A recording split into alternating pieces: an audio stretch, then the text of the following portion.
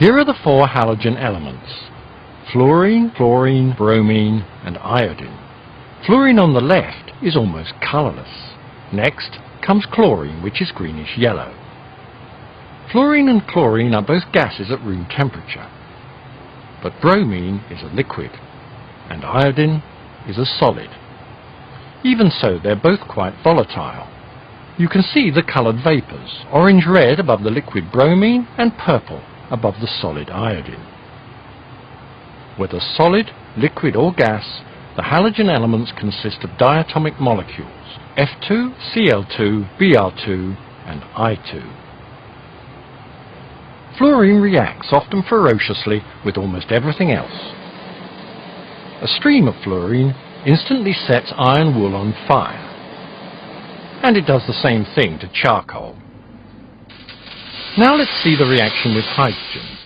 There's hydrogen in the balloon. A jet of fluorine gas pierces the balloon and explodes with the hydrogen inside. Let's see it again in slow motion. Now you can see the fireball more clearly. Now the reaction between hydrogen and chlorine. I light the hydrogen at the jet and lower it into a jar of chlorine. The hydrogen carries on burning, but with a pale blue flame. When the halogens react with hydrogen, the hydrogen halides are produced: HF, HCl, HBr and HI. In each compound, the halogen has a valency of 1. All four compounds are gases. They're also very soluble in water. Here's water swallowing a jar of hydrogen chloride. Now let's see how the halogens react with aluminium. When aluminium powder meets fluorine gas, the reaction's over in a flash.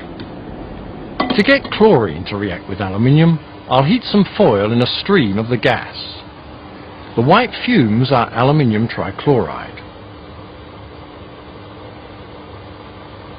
With bromine, I just drop aluminium foil into the liquid. There's a short delay, but normal service is soon resumed.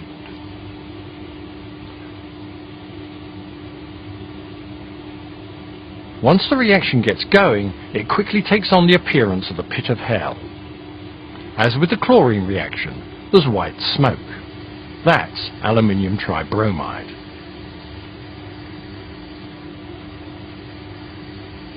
The reaction with iodine is just as spectacular.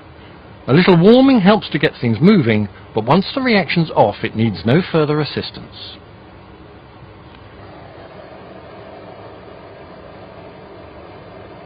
The products of all four of these reactions are white solids, and they're all trihalides: AlF3, AlCl3, AlBr3 and AlI3. Now aluminium is a trivalent element, so in these compounds the halogens are all showing a valency of 1. That valency of 1 is also satisfied when the halogen atoms bind to one another in the diatomic molecules with which I started this sequence.